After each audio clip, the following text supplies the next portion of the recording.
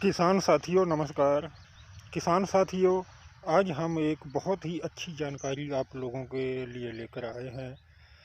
ये जानकारी है गन्ने में कल्लों की संख्या कैसे बढ़ाएं, इसके लिए आपको कौन सी दवा डालनी है और क्या क्या करना है। किसान साथियों, हम सभी जानकारी आप लोगों को देंगे। किसान साथियों, अगर आपने अभी तक हमारा चैनल सब्सक्राइब नहीं किया है तो कृपया करके चैनल को अवश्य सब्सक्राइब कर लें। किसान साथियों, गन्ना जब बढ़वार पकड़ता है तो कल्ले अपने आप बंद हो जाते हैं। तो पहले से ही आपको इसमें एक दवा डालनी है। वो दवा है ह्यूमिक एसिड।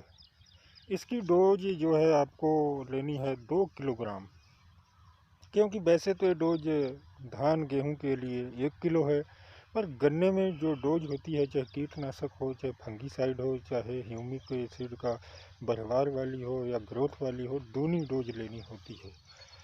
इसे आप स्प्रे के द्वारा भी डाल सकते हैं और यूरिया में मिलाकर भी डाल सकते हैं। यूरिया आपको 40 किलोग्राम लेना है।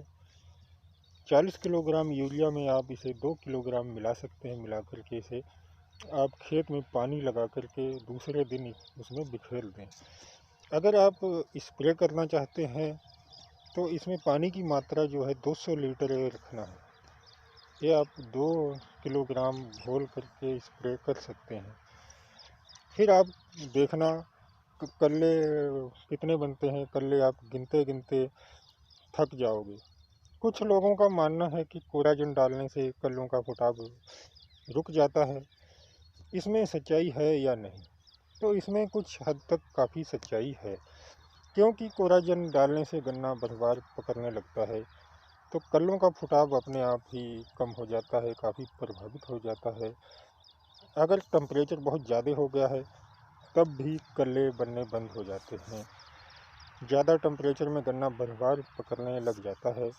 अगर कम टेम्परेचर है तो आप अगर कोराजन डालते हैं तो कल्लों पर कोई प्रभाव नहीं आता है।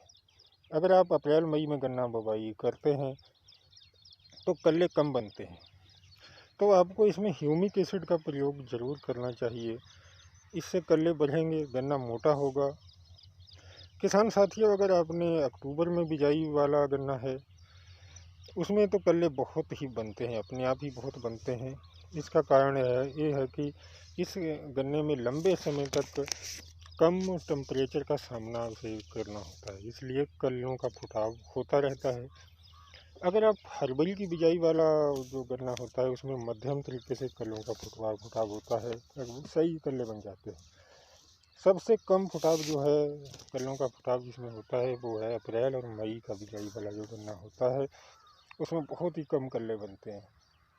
इसमें अगर आप 2 किलोग्राम ह्यूमिक एसिड डालते हैं तो कल्लों का फुटाव अच्छा हो जाता है।